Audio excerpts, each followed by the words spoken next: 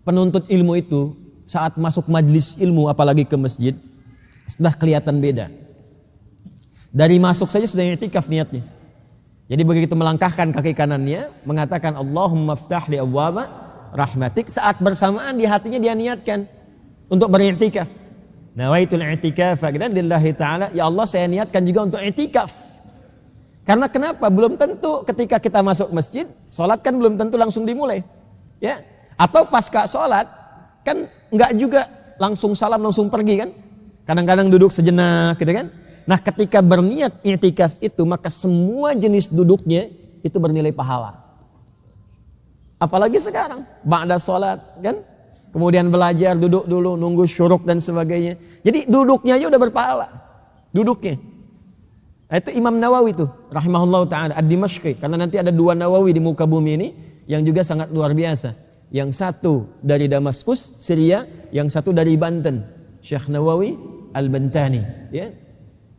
Jadi baru menuntut ilmu, itu nilainya sudah fi sabilillah. Tapi caranya bagaimana? Yaitu orang-orang yang menuntut ilmu dengan imannya. Jadi dia sudah berniat untuk menguatkan iman, menambah wawasan itu untuk menguatkan iman, bukan cuma pintar. Kalau cuma pintar, non muslim pun bisa, yang belum beriman pun bisa. Banyak orientalis ya yang paham hadis, ada yang hafal Quran juga, ada yang spesialisasi bidang sejarah.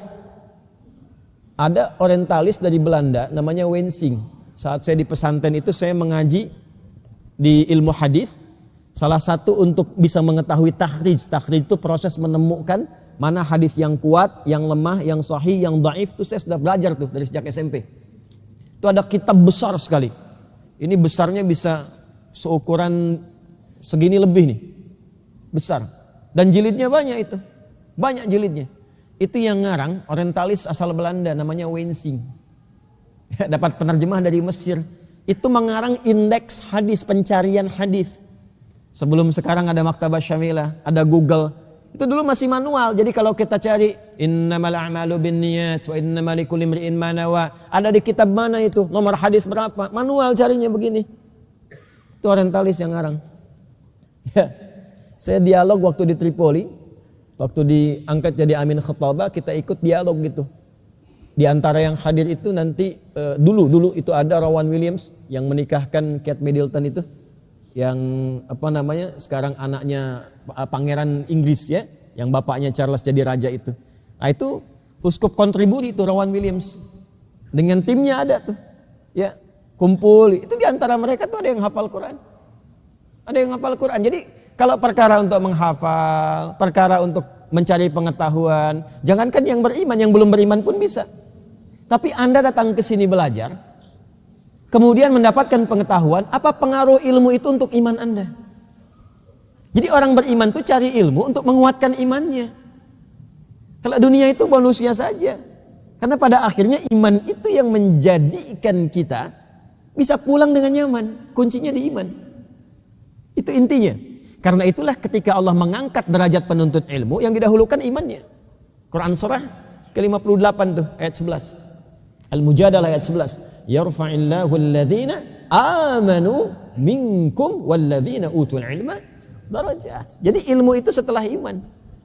Nah, jadi jangan sampai ada adik-adik juga mahasiswa nih yang belajar, ya, ke kampus belajar pintar. Kalau cuma pintar, yang belum beriman pun bisa.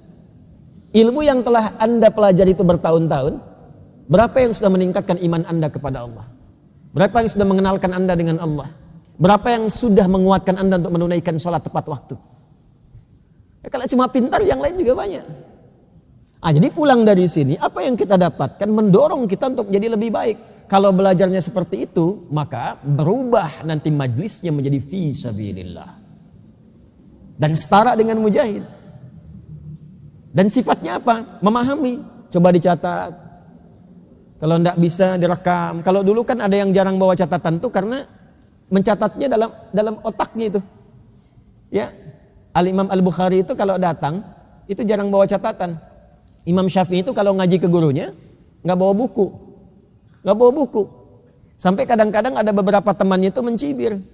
Oh ini kayaknya udah pintar yang gak bawa buku katanya kan. Tapi begitu dites, itu catatan otaknya lebih lengkap dibandingkan catatan buku temennya. Bisa diulang dari awal sampai akhirnya. Al-Imam Syafi'i itu. Ya, Imam Al-Bukhari juga demikian. Diuji oleh para ulama di Irak. Undangannya undangan datang ke sana. Begitu nyampe sana disidang. Letter U begitu. Ya, beliau di tengah, 10 ulama Irak ahli hadis mengelilingi. Setiap satu orang ngasih 10 pertanyaan, 10 hadis diacak sanadnya dengan matanya. Ya, harusnya dari fulan urutan ke-11 dijadikan pertama, urutan ke-10 jadikan ke-9, diacak semua. Ya. Apakah benar ini hadis Nabi katanya? Saya pernah dengar ya ada hadis berkata begini, sanadnya diacak, matanya diacak. Apakah benar begini? Ditunggu dulu sama Syafi'i. Ada yang lainnya lagi katanya. Jadi satu orang 10, begitu selesai 10 kali 10 berapa? 100. Maka beliau urutkan kembali dari awal sampai akhir, sanad sampai matan. Tanpa ada a gitu. Awal sampai akhir. Ya, itulah kekuatan Imam Asy-Syafi'i, Imam Al-Bukhari.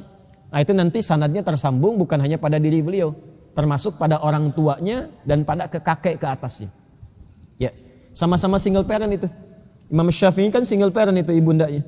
Jadi ibu, kalau ibu pun rajin tuh berdoa, ya rajin bermohon pada Allah, rajin ikut ta'lim, itu barakahnya nanti sampai ke anaknya itu. Boleh jadi ke cucunya. Imam Syafi'i itu kan namanya Muhammad, bapaknya Idris.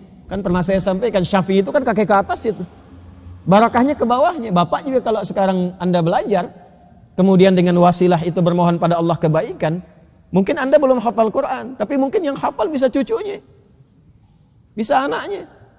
Imam Al-Bukhari itu namanya Muhammad juga, bapaknya Ismail, kakeknya Ibrahim, kakek buyutnya Al-Mughirah, yang buyutnya Al-Bardizbah, ya kan?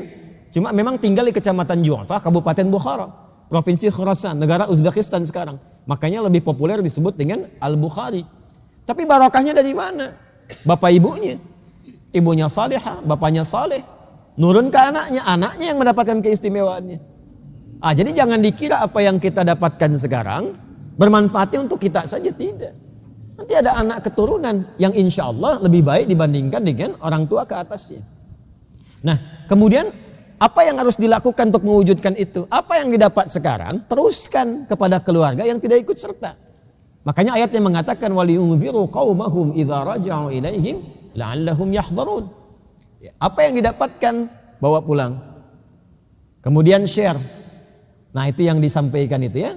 Kalau sudah like, share, and subscribe gitu ya. Kalau sudah jelas jangan di komen lagi gitu.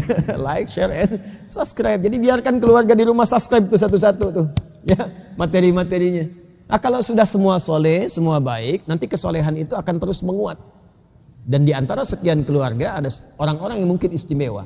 Kalau ada yang wafat dalam proses menuntut ilmu seperti itu, maka wafatnya setara dengan syahid fi sabilillah.